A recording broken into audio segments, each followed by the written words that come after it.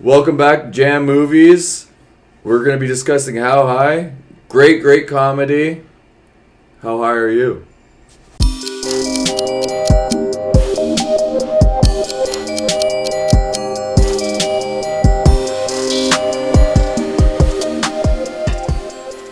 So, as always, how we start our discussions, let's talk about this budget. The budget was about 20 million. It grossed 31.2 million.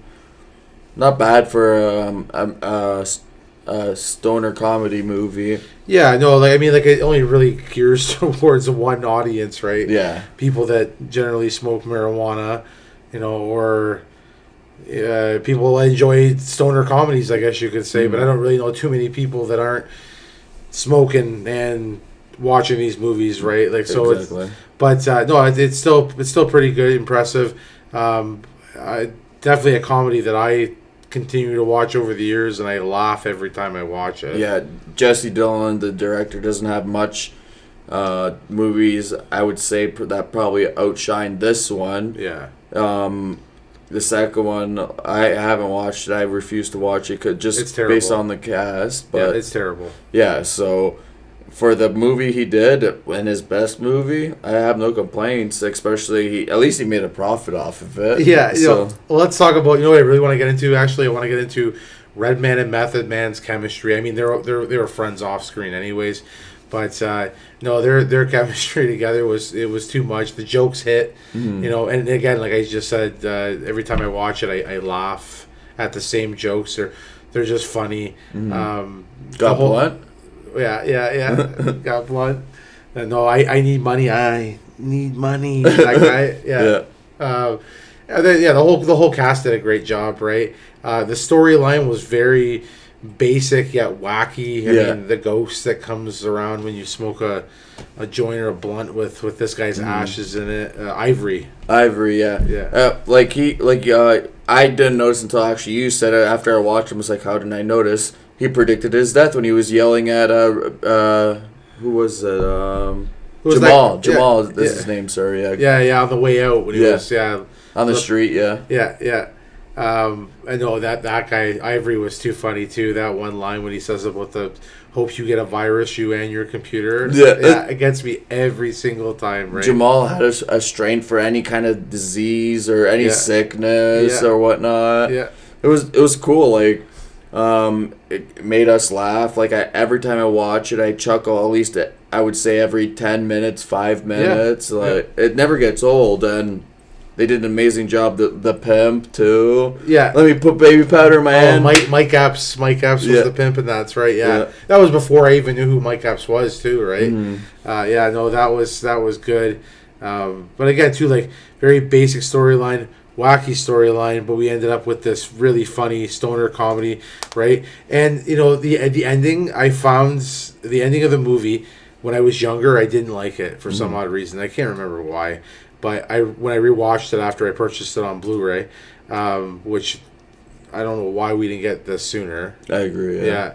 But watching it again, I actually enjoyed the ending, and again, it just kind of ends with a bang of no reason, we'll say, and everything kind of just comes to a halt. Yeah. Like one of my favorite scenes is when Jamal goes into class. He sees the dean there doing his lecture, and he just starts ripping the dean. Yeah. And the dean is getting all annoyed and ticked off, and like you could see, like they purposely make it even more obvious that he's getting under his skin.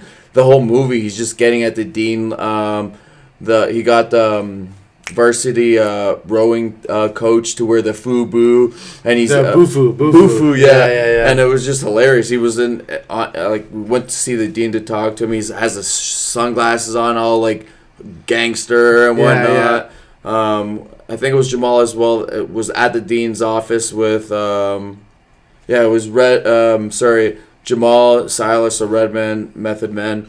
They're at the dean's office, and Silas, I believe it was just eating Cheetos, making a big mess, and you could see, like, the whole movie, it was about ticking off the dean and whatnot. Yeah. I liked how Silas also made pop brownies, brought it over to the dean's house, left it there, and the dean's like, "Ooh, brownies, my favorite." Starts eating it, and that's closer to the end, where I forget the girl's name, but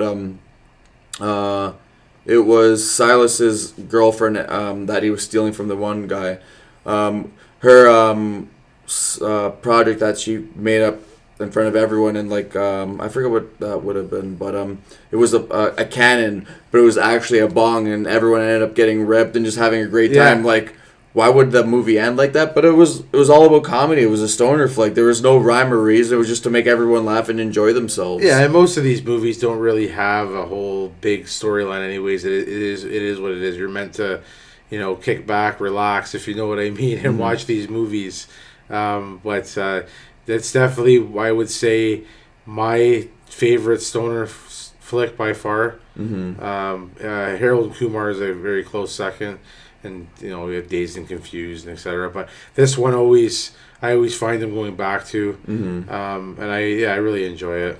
I think I would say Dude, Where's My Car is above it, but I liked how high were these guys throughout the whole movie? All they did was smoke, yeah, right? They were smoking it all through filming. I guarantee it. So. In the movie, what would you say was the most memorable scene, or the one that made you laugh the most, or? I can't remember the actor's name, but it was the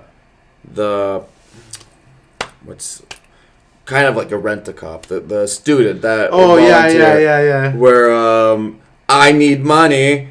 Steals his bike, and it just goes flying down the hill, and it gets ran over by the truck, and then he's yelling at he's yelling at, don't run back, and he runs back, and then he finally thinks, okay, it's destroyed, at least I can grab it and possibly salvage some parts. Nope. So another car comes by, takes all the parts from it, and he just is in tears. But another part too, actually, is when he goes into Silas's room and steals his pot plant.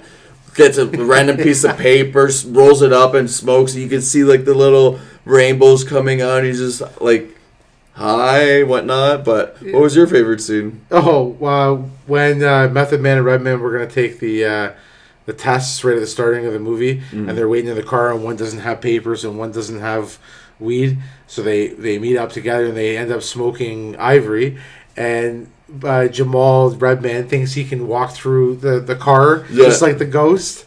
That part was good.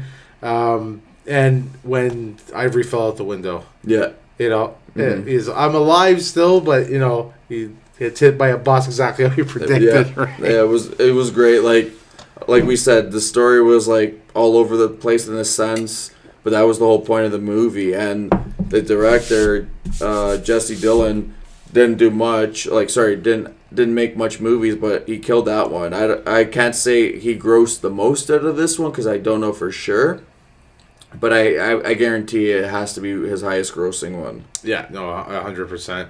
Again, too, it's not a movie for everybody, and we're gonna have probably mixed reviews on this one, right? And then again, too, guys, we'd like to know your feedback on this movie. Was it a one-time watch for you? Didn't watch it at all, or is it something that you find you watch all the time, like ourselves?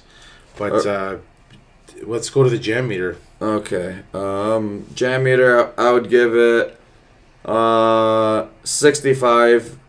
I liked it a lot, but there's other stoner movies I'd like over it. Comedy movies definitely over this one. Stoner movies, I would say there's a couple close to it, but there's a couple that also has more of classic. I grew up to it, so I would say 65 is a nice solid benchmark for me. What would you rate it?